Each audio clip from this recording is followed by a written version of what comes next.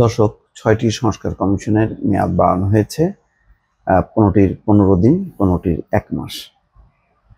এই মেয়াদ বৃদ্ধির ফলে রাজনৈতিক দলগুলোর সঙ্গে যে কমিশনের সংলাপ বা আলোচনা, সেই আলোচনা আরও পিছিয়ে যাবে, এই ব্যাপারে কোনো সন্দেহ নেই। প্রথমত হলো, এই কমিশনের রিপোর্টগুলো সরকারের কাছে জমা পড়বে, সরকার সেগুলো দেখবে, শুনবে, তারপরে এই সংস্কারের ব্যাপারে ঐক্যমত্য তৈরির জন্য রাজনৈতিক দলগুলোর সঙ্গে বসবে। এখন সংস্কারের সংখ্যাও কম না, প্রায় ১০-১২টি সংস্কার কমিশন। এইগুলো আলাপ আলোচনা করে কবে নাগাদ শেষ হবে, এবং তারপরেই প্রশ্ন যে নির্বাচন। এই ধারাবাহিকতায় কেউ কেউ আশঙ্কা করছেন যে যথেষ্ট পরিমাণ সময় লাগবে। এই সংস্কার কমিশনের রিপোর্ট তৈরি হওয়াটা যেমন সময় সাপেক্ষ, আবার সংস্কার প্রশ্নে ঐক্যমত্য তৈরি করা রাজনৈতিক দলগুলোর সঙ্গে, সেটা সম্ভবত আরো কঠিন। তো সব মিলিয়ে কি হবে শেষ পর্যন্ত, নাকি এগুলো প্রক্রিয়াধীন রেখে শুধু নির্বাচন সংক্রান্ত যেই সুপারিশ, সেটি গ্রহণ করে নির্বাচনের পথে হাঁটবে কিনা পরিষ্কার বোঝা যাচ্ছে না। ইতিমধ্যে নির্বাচনের জন্য চাপ তৈরি হচ্ছে।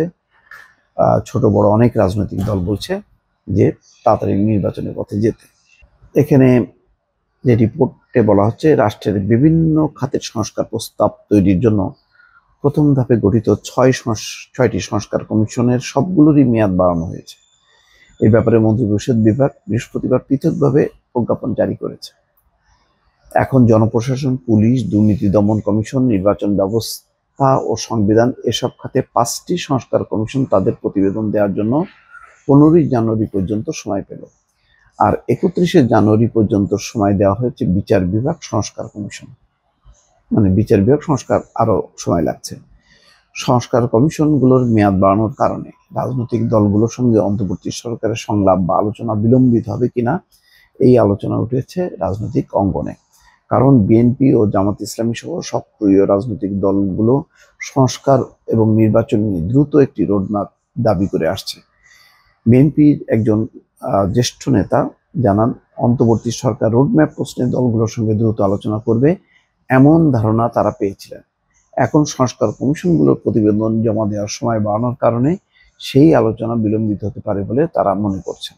তবে অন্তর্বর্তী সরকারের পক্ষ থেকে বলা হচ্ছে, সংস্কার কমিশনগুলোর প্রতিবেদন তৈরির কাজ চূড়ান্ত পর্যায়ে রয়েছে। এখন তাদের 2 সপ্তাহের মতো সময় বাড়ানো হয়েছে। এতে রাজনৈতিক দলগুলোর সঙ্গে সরকারের আলোচনায় বিলম্ব হবে না, খুব বেশি বিলম্ব হবে না বলছেন সৈয়দ রেহসানা হাসান, অন্তর্বর্তী সরকার উপদেষ্টা। বলছেন, সংস্কার কমিশনগুলোর প্রতিবেদন পাওয়ার পর সেগুলো নিয়ে সরকারের উচ্চ পর্যায়ে আলোচনা হবে। এরপর অল্প সময়ের মধ্যেই সরকার দলগুলোর সঙ্গে সংস্কার কমিশনগুলোর প্রতিবেদন নিয়ে আলোচনায় বসবে। যাই হোক, এখন এই যে দ্রুত সংস্কার কমিশনের রিপোর্ট দেয়া এবং দ্রুত আলোচনায়, সেই আলোচনায় কোথায় কোথায় যে ঠেকে, এটি এখন বিষয়। সবগুলির ব্যাপারে জামাত বিএনপি একমত হবে সেটাও মনে করার কোনো কারণ নেই, কিন্তু বিষয়টা কেন জানি একটা ধোঁয়াশা আছে। তবে কমিশনগুলো রিপোর্ট দেওয়ার পর যখন আলোচনা শুরু হবে রাজনৈতিক দলগুলোর সঙ্গে, তখন বোঝা যাবে যে আসলে মানে মানে সবগুলো এই আলোচনা শেষ করে কমিশনগুলো রিপোর্ট বা সুপারিশ সংস্কার সংক্রান্ত সেটি কিভাবে চূড়ান্ত হবে, তখনই বোঝা যাবে, যখন রাজনৈতিক দলগুলোর সঙ্গে সরকার বা কমিশনের আলোচনা শুরু হবে। দর্শক, ভালো থাকবেন। আল্লাহ হাফেজ।